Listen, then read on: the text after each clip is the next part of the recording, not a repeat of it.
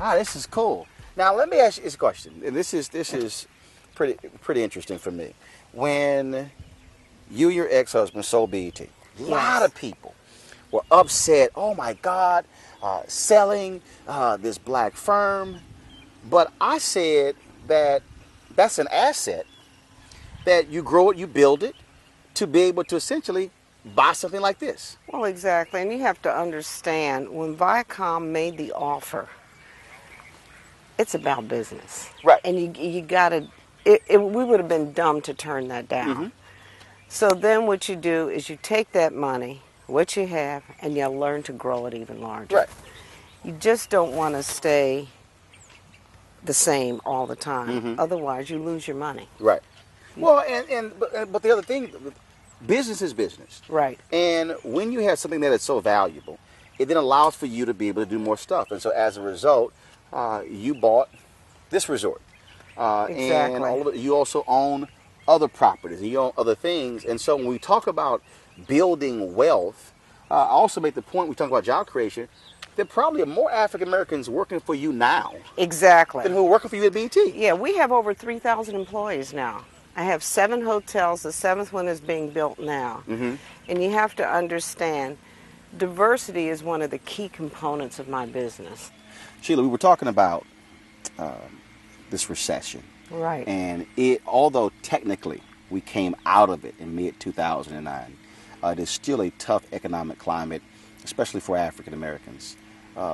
How have you had to deal with it as well? Because in the hospitality industry, you know, folks say, tough money, I can fly somewhere and hang out for the weekend, play golf, go to a spa. And so how has it been for you? It's really been hard. I mean, it's been an interesting journey because we started out very strong. The recession hit. We had to mothball some projects. And one of the telling things that really happened, that I'm very proud of what I did here at Innisbrook, is that, I don't know if you remember the Tampa Super Bowl. Mm-hmm. And I was right in the middle of finishing up the renovation of this resort. And I remember NBC coming in and said, why do you have all these construction people here? Why are you moving forward? I said, because when we come out of the recession, I want to be on the other side already. And it's proven to have been one of the smartest things I could have ever done. When a broker brought me this property, they said, you need to come down and look at this. When I came through the gates, I could not believe the condition. Plus, I found out later we were almost 2 weeks from bankruptcy. Innisbrook was. Mm-hmm. And but I could see right through it. I'm saying, this place has got great bones. And most importantly, it was the employees that moved me more than anything. We had employees that have been here since its inception. Right. I've met several of them. Yeah, and I looked at them, and in their eyes, it was like, save us. Please save us. I mean, they had no idea why I was there, but I could feel it. I could feel the love that they had for this property.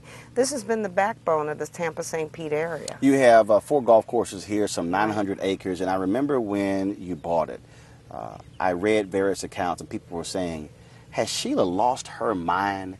Why would you earn all of this money, and why would you start buying hotels and resorts? That's just absolutely crazy. And so why did you want to make the hospitality piece what you really wanted to focus on as a businesswoman?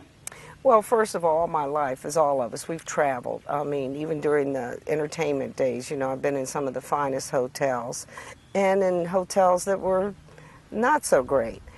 And just when you travel, you kind of learn the business, you watch carefully.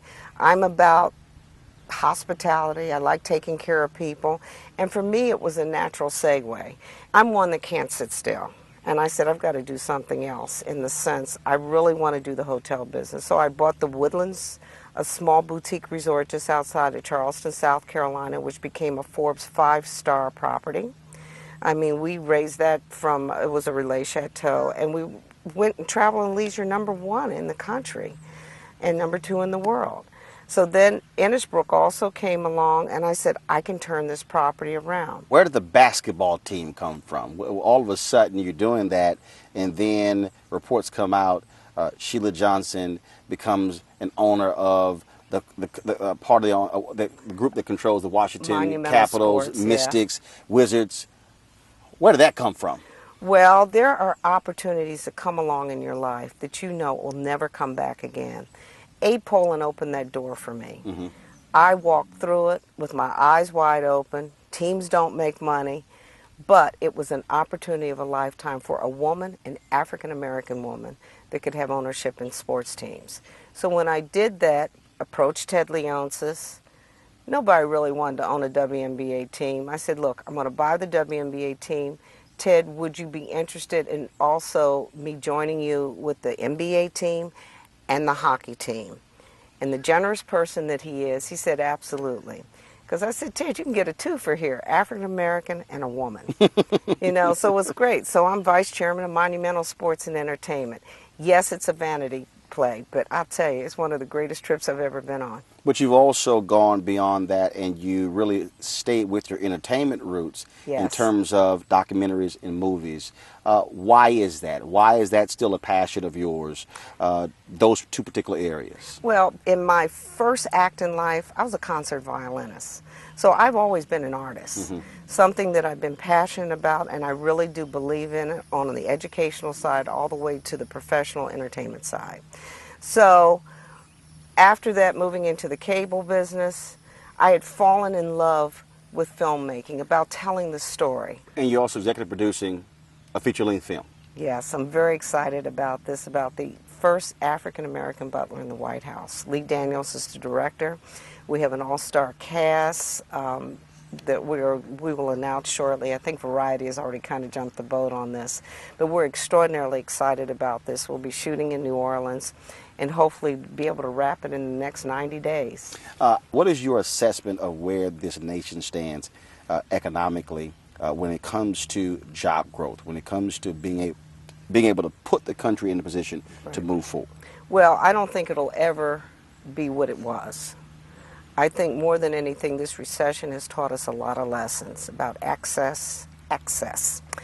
And we need to start watching the bottom line a lot more closely. I mean, we're not going to have the freedoms that we had before as far as just spending crazy money. And really was living on debt. We were living on debt. We were living on other people's money, and that isn't going to happen anymore. I think one thing that I'm learning in my business, and I'll tell you, we meet once a month, I watch the bottom line. We have got to do that and start cutting back. If we have a bad month, you cut back that month to make things work, because in the end, that's where it's all going to be. I can't go to a bank and just borrow money anymore and say, look, can you cover my debt? I have to make it work. There's much more responsibility and accountability now than ever before. I think it's teaching a lot of families lessons about they have to be careful with their finances, and business, I've got to be a lot more accountable. Now, something that's pretty interesting, interviewing you, interviewing your ex, y'all actually said the exact same thing.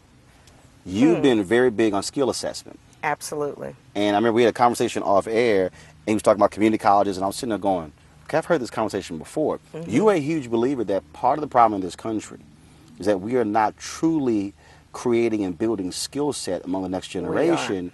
And so many people are focused on, and I totally get going to college, getting a degree, but in many ways, the debt people are amassing, they still don't have a skill set. Right. And now they're left unemployed 2, 3, 4 years. I will tell you, and I'm so glad you brought this up because this has been a thorn in my side.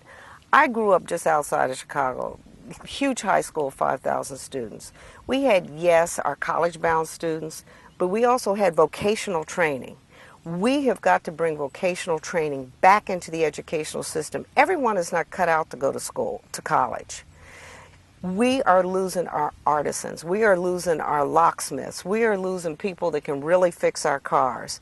We are losing people that we depend on every day to tailor your suit, to do anything. And we have got to bring vocational training back in. And that doesn't mean just black kids. Right. And if you go and visit a college, there are kids that are drinking their way through college because they're unhappy. It's not what they really want to do. We're taking kids' passion away. We have taken sports out of the school system. We've taken the arts out of the school system. And I will tell you point blank, if more CEOs, if we could leave the arts back in the school system, CEOs need to look at people who are much more dimensional in the sense that they can start being more creative and innovative in problem solving.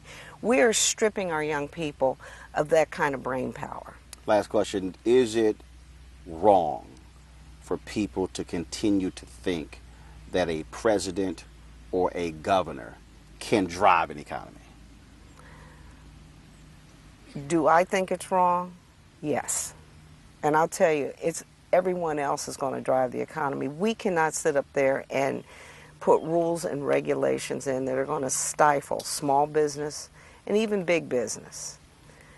I think we're really going in the wrong direction here.